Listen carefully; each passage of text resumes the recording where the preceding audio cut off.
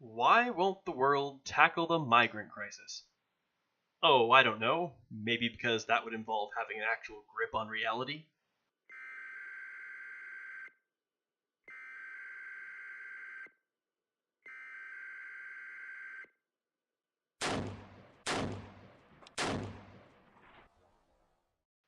Now, before I start down this particular rabbit hole, I would like to take a moment to thank Otter for the guest spot here on her channel.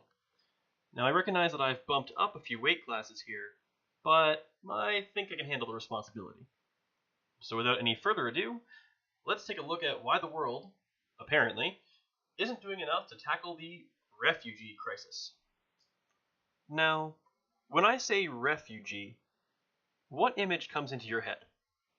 Would it by any chance be something like this? The traditional group comprised primarily of the oldest and the youngest members of society, accompanied by mothers and fathers, all fleeing from near certain death or persecution at the hands of a totalitarian state. Or perhaps they're fleeing an area ravaged by war or a natural disaster.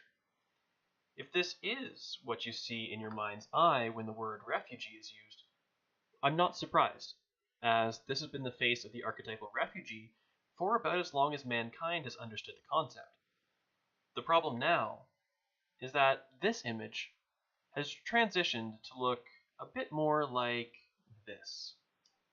This is what you're being handed, while the talking heads from your government and media outlets are still selling you the previous image, playing off your heartstrings and selling you an old, outdated, romanticized ideal. And with this, I direct you to the article from whence this image came. Why Won't the World Tackle the Refugee Crisis by Tracy McVeigh and Mark Townsend. The article, link to which you can find in the description for more convenient perusal, goes on to mention how there are around 65 million people currently claiming to be displaced, while only about a third of them are actually fleeing a political, military, or natural threat to their safety. 21.3 million out of 65. So, where are the other 43.7 million people coming from?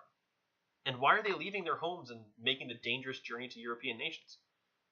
The simple answers to those two questions are backwater nations primarily in Africa and the Middle East, and to find work and get government benefits that they can't get from their home countries. But these people only want a better life. Why shouldn't you just throw open the gates and your arms and welcome them wholeheartedly? Well, for that we go to a very simple, very brief lesson in economics. Please just tape your eyes open. I promise I will try not to put you to sleep.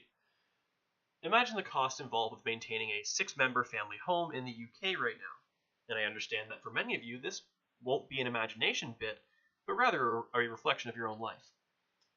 Now imagine that instead of having 1 or 2 wage-earning members in each house, that all 6 members of the household could go out and seek employment. Would that make it easier to get by? Easier to pay the rent each month? Would you be able to save more money each month? Well, of course you would. And that's precisely what's going on with economic migration. And when these immigrants flood into a country, it expands the hiring pool for unskilled labor and lower-level jobs.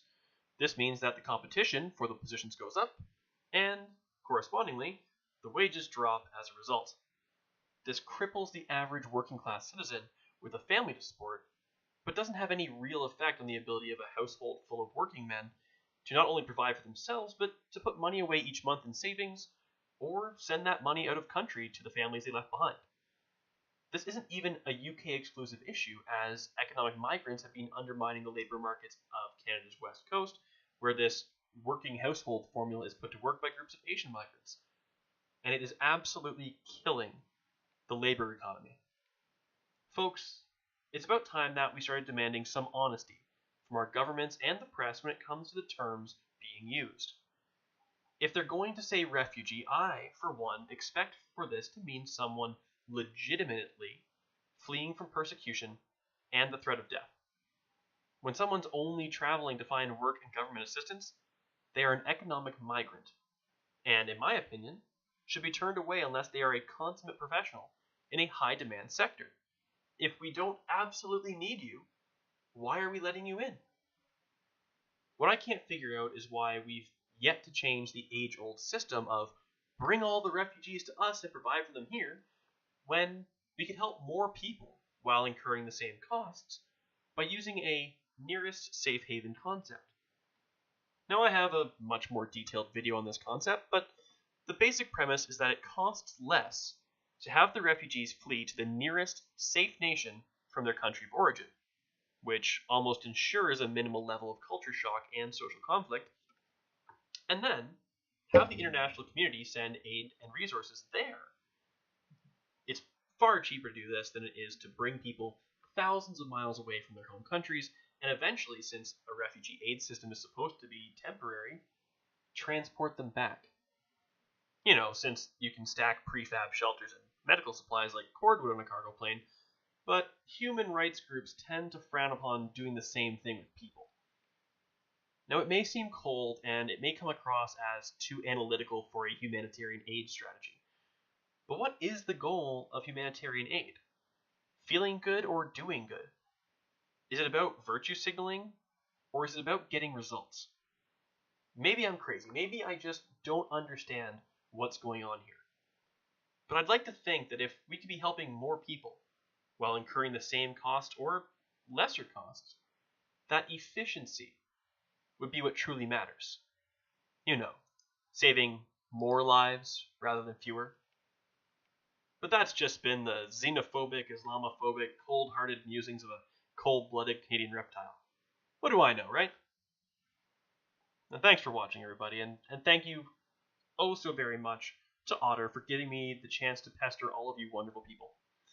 If you would like to check out more videos from me, some of which are even light-hearted creations of a piss-taking nature, come on over and visit my channel. All of my videos are arranged in playlists for your viewing convenience, and I'm always taking suggestions for new video topics to improve my material. Again, thank you everyone, and have a wonderful evening, morning, afternoon, whatever it may be, wherever you are. Bye now.